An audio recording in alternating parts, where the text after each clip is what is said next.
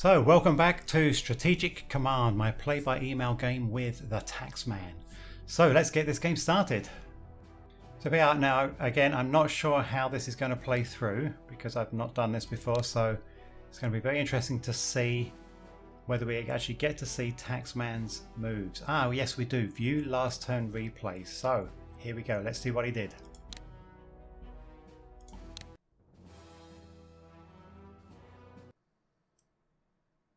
Now I am a little nervous because I didn't move my navy. Okay, so he's...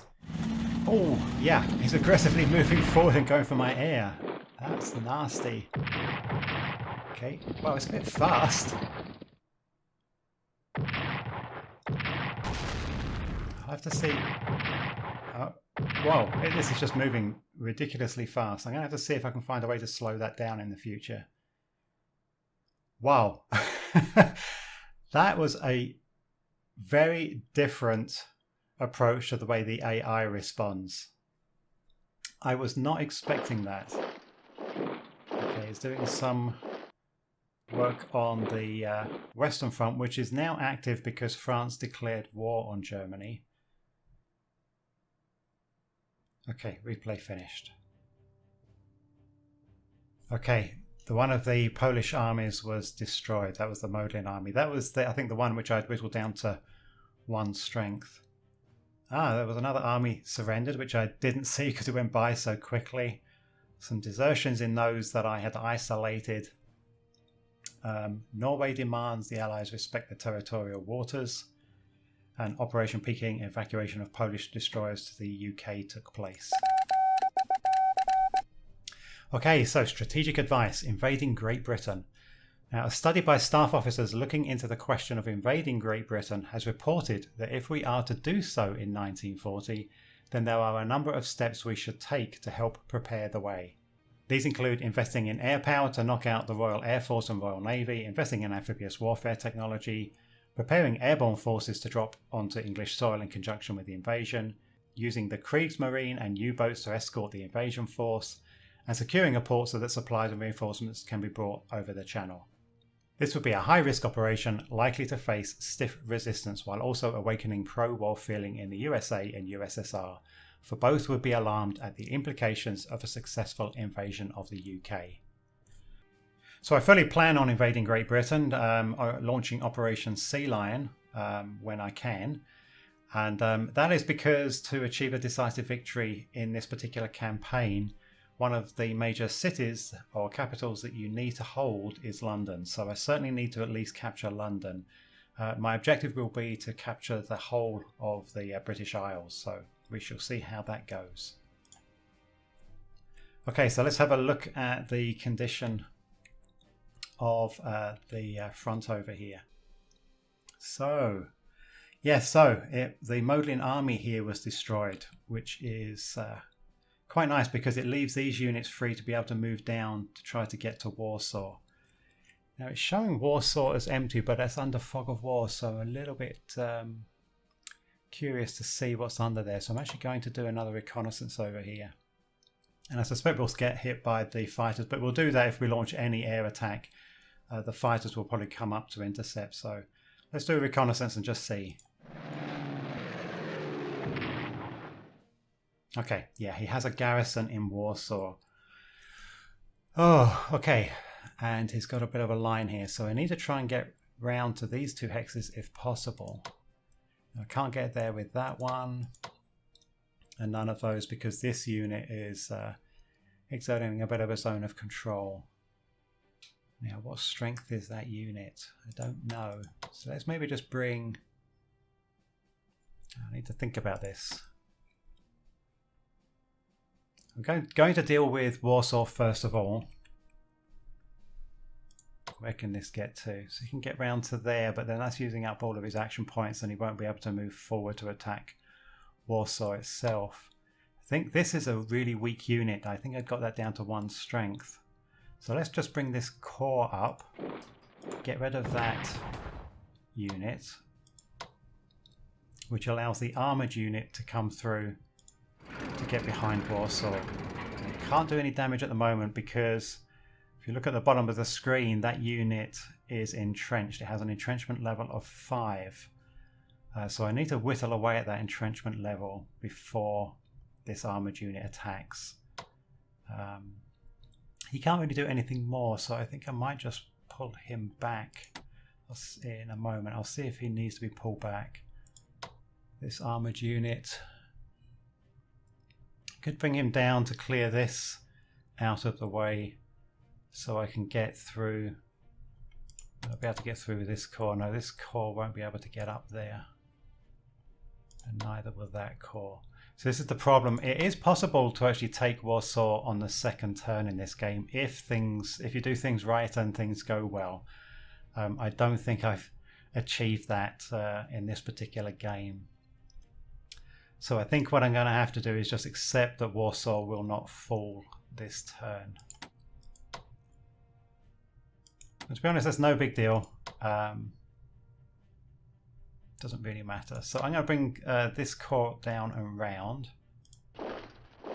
And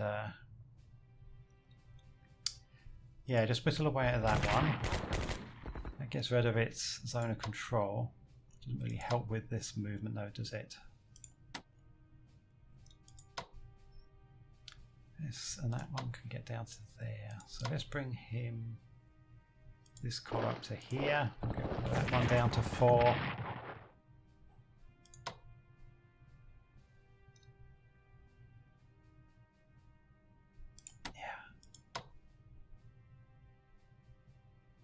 I'm not going to bother attack modelling here because it's in a fortress. It's going to be way too tough a nut to crack. So I want to try and bypass it. So let's bring the army over to here. Great, that's retreated. So that leaves a path through here. So, oh yes, my armoured unit there can exploit it as well. Brilliant. So I bring my armour through. He can't do any damage yet either at the moment. Any other units around Warsaw? I don't think I can at this stage. None of these can reach just yet. I will bring this army up. No, I don't want to make this garrison retreat into there, so I'm not going to attack it just yet. Oh, leaving this air power exposed here was a foolish mistake. What I'm going to do is I'm going to clear out some of these rear area units.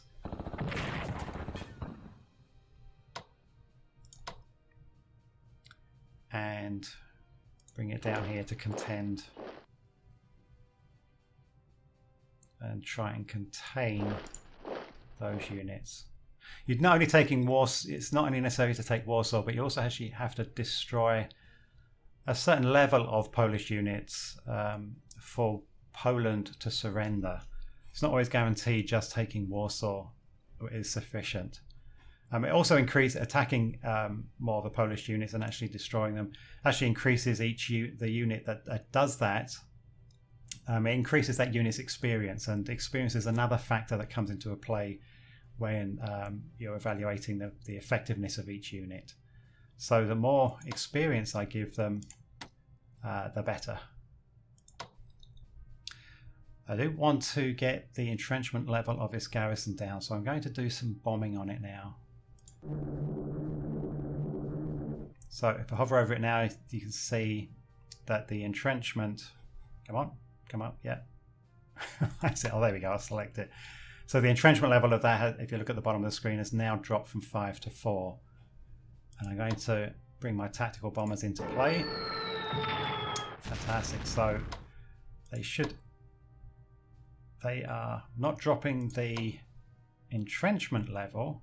Well, this one's weaker, so it's not doing anything. Oh, that is so frustrating. Oh, and he took another hit. And I still have got an entrenchment level of 4 for the garrison. I should be able to take it out. If I can get... Yes, I think this is... I don't know if I'm going to be able to move into there though. Because I don't think I've got any action points left for that unit. Oh. Yes! I'm in! Fantastic. Oh wow, I really didn't think I was going to get in there. So I've actually got one strike left on that, so I'm actually going to take out that core over there. Well, I really didn't think that was going to happen this turn. I'm kind of amazed. All right, well, I'm just going to leave that unit there. Now that Warsaw's fallen, and I suspect we have destroyed a sufficient number of Polish units, I'm going to carry on and try and take this one out as well. Yeah, nice. But I think we're pretty guaranteed that Poland will surrender now. So what I'm actually going to do is, because the next port of call is to build up our forces on the Western Front over here for the invasion of France, etc. over there. So what I'm going to start doing is just moving units back towards the Western Front.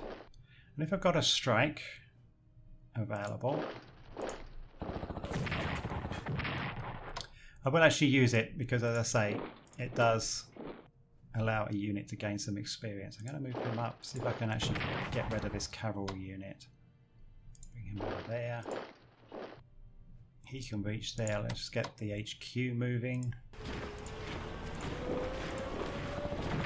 There we go. Cavalry unit is gone. That's a rather strong army, so I don't think I'm going to be able to take that out. I can do another point of damage to him. He is done, but I'm going to leave him there. He can only move one, but there's no point moving him just one. I'd rather kind of, just in case Poland doesn't surrender. I find it hard to believe they are not, but I just want to leave, I don't want to leave this area exposed. What I will do though is, because the HQs move very slowly, I'm going to start pulling them back. Now this tactical bomber unit, I want to get away from there just in case he has an opportunity to attack next turn. Okay, so let's start just bringing all of our units over. I'm going to leave these three around that army down there. Is there any point attacking? No, no. I don't want to take any more damage on my own units unnecessarily. Oh, let's go to that cavalry unit. Perfect. Okay, that's those ones. I'm just going to leave that one pinned in case. Maybe just bring him round one. The 13th Corps here, as I say, I'm going to leave. And yeah, so I'm actually just going to bite the bullet and start moving everything back. Now once an air unit has actually completed one of its strikes, it can still move after its turn, but it can only move, I think, a quarter of its normal movement distance. So hence this is why they can still move, but they can only move a short distance. So I'm just going to relocate and start moving those west, so they're a bit closer already. Same with this one. This one's completed its bombing run, so it can only move a short distance back. Going to leave the garrison in Königsberg. There's a reason for that, and I'll come on to that in later turns. But I think that is it. I'm not gonna do wasted attacks there. I think that unit is probably entrenched too much. Entrenchment of 2. That's the Carpati army. So, okay. So what I now need to do is actually just start strengthening up the line over here. So I'm actually going to start just. What have we got? We got upgrades. We can upgrade its infantry, weapons, and mobility. So let's start doing the upgrades.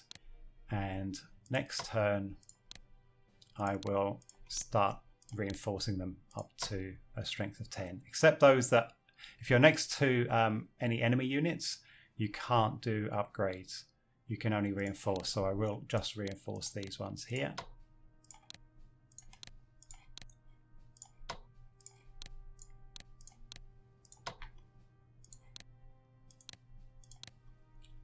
Okay, anything with that one? Upgrade. Yes, we can upgrade that to Advanced Aircraft 1. Fantastic. So I think that's the Western Front. Now let's just have a quick look at the Navy here. Now the Navy isn't very strong. It's got these units have no upgrades. If I just have a quick look at the properties, you know, the subs are not up to advanced sub level. Destroyers don't have any advancements on naval weaponry or anything. But what do I have available? If I go to research, naval weaponry is already at level 1, so these can actually be upgraded. So I need to bring the surface vessels at the very least back to port, those that haven't been upgraded. So that one is, yeah, so that has already been upgraded to 1. So the little white one there represents that naval weaponry upgrade. So I should be able to upgrade these, yes. So let's put that up to naval weaponry 1 and the same there. So that's important. So next turn I will be able to do that upgrade to that destroyer there. Now I'm not going to venture out here. My navy is far too small at the moment. And yeah, I don't want to take the risk of losing anything just at the moment. I want to wait until I start to receive some of my other naval units before we go down that route of having a naval warfare battle going on out here. I do have a sub out here. I'm actually going to bring this sub back. As I say, it's just not worth the risk at the moment. They're not strong enough. So I'll bring that back there. And if I remember correctly, if I just zoom out, yes, there are a couple of units in the North Atlantic. Now I want to try and bring them back. They're way too exposed and way too weak to be out there on their own. So I'm going to try and bring them back, but it's which way to go. I could either come through the English Channel, which is very risky, or I could try going north over Scotland, but there's a lot of ports up here. And oftentimes a lot of Royal Navy vessels. And I really don't know what Taxman's going to be doing. So, yeah. I might take the risk of just coming to trying to bring them through the English Channel, but just very slowly. So, that's what I'm going to do. Let's just do this piece by piece. Hope I don't bump into any of his naval units. Okay. Alright. So next time we'll bring them a little bit closer. They'll get probably fairly close to the entrance to the English Channel. And then I'll continue to try and bring them up through here. Okay. So that's the Eastern Front. That's Poland defeated, I believe. That's the Western Front complete. Now, although Italy isn't in the war yet, I can still work on their forces. And one thing I just want to check first of all, before I spend any points on reinforcing them, I just want to check on Italian research. Now, I've got 179 MPP available. I would like to get infantry weapons, researching that for level 1 as soon as possible. And I definitely would have that next turn, and then I can start reinforcing and upgrading them. That's what I think I'm going to do. Is I'm going to wait one turn, not spend any Italian MPPs just yet, start researching infantry weapons, and then start applying points to reinforce these units. Should I move any? Where are they? Probably not at the moment. There's probably no need to move any just at the moment. I think they are all in ports, apart from this battleship here. I just don't, there aren't enough ports to go around. There is a port around here. I might actually just move these two battleships. I might just actually start bringing them down. We've got a port down here as well. I'll just hide the units for a moment. Hide the units. So you can see these ports have got a strength of 10, a supply level of 10. So does this one. So this is another port I can use for reinforcing and upgrading my fleet. So I'm going to bring a battleship down to here, down to the port at Syracuse, and I'm going to bring another one up to here next turn. And I'm not going to try and... Is that Civitavecchia? Yeah, I think that's Civitavecchia. So I'm going to do that. So we've got a garrison. I'm not going to touch the garrisons at the moment either. I'm going to leave the garrisons where they are. Just leave all the units where they are. Start upgrading and reinforcing them where I can. What I might do is... Yeah, I'm going to leave these Italian units away from the front. They're not at war with France yet, unless the Italians join the Axis, or when they do. Then we'll start worrying about that. So that's it. But we've also got Italian units in North Africa. Now I do want to start to move this unit over to here to start building up a defensive line over here. The British will be over here, and they will ultimately be attacking into well, they'll certainly be attacking Tobruk. And what I want to do is to start getting the Italian units built up over there, because it takes quite a while coming through here, and Malta always starts disrupting supply to these North African units, so their movement can be quite hindered. And as you can see, the movement for these Italian units is very low because they are so well, they're not upgraded at all. So I'm just going to start moving that one down. Yeah, and over here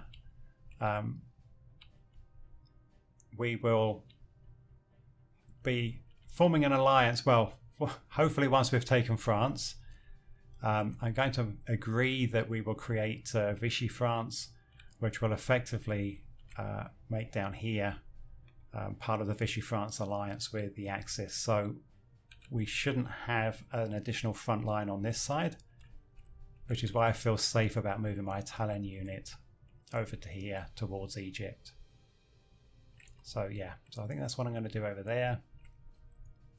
And yeah, there's nothing more this turn. I think that's about it.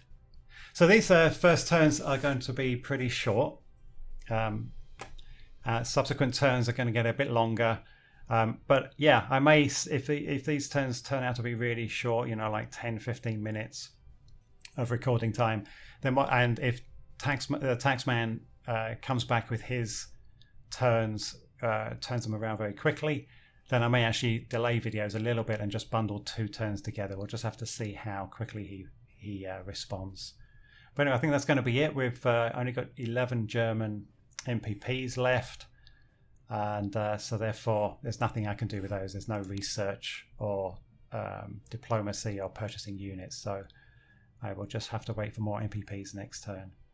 And you can see that our research has now started off. We're around 5%, 4% on those. So I think that's it. Let's click on the end turn button and see what happens. Okay, Polish morale collapses from the loss of Warsaw. The Red Army begins crossing the border into Poland. Polish morale plummets as news spreads that the Red Army has crossed the border. Got a decision to make. Führer Hauptquartier. Our offensive against Poland has been a great success, and the Polish army has been decisively defeated. Molotov, the Soviet foreign minister, is now urging us to pull back to our previously agreed partition lines and honour our non-aggression pact with the USSR. If we say yes to honouring the pact, then we will gain imports from the USSR worth 25 MPPs a turn. And if we say no, then we will lose these imports, and the USSR will swing 20 to 30% towards the Allies as we push the Red Army out of Poland. Should we honour the Molotov-Ribbentrop Pact and cede Eastern Poland to the USSR? Most definitely. Those MPPs will be very valuable, and we really don't want the USSR swinging that far towards the Allies so soon. We really want to delay the Eastern Front with the USSR for as long as possible, because I want to launch Operation Sea Lion. I really cannot afford to also be at war with the USSR, so we're going to say yes. Yeah, okay, excellent, we did it. Poland surrenders. Germany plunders 324 MPP. Germany occupies Western Poland. Fantastic. All the borders are changing. The USSR occupies eastern Poland. And there we go. Canada declares war on Germany.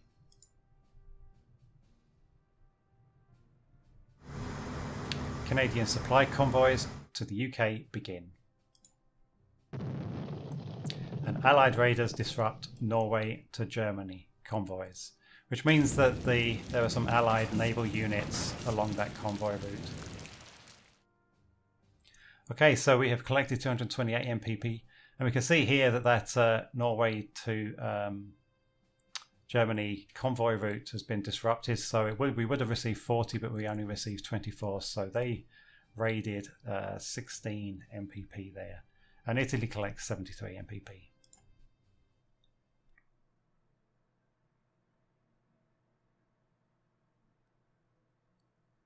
I think that's it, folks. So yeah, that's the end of this turn. Thank you very much for watching. Join me next time for Strategic Command play by email with the Taxman.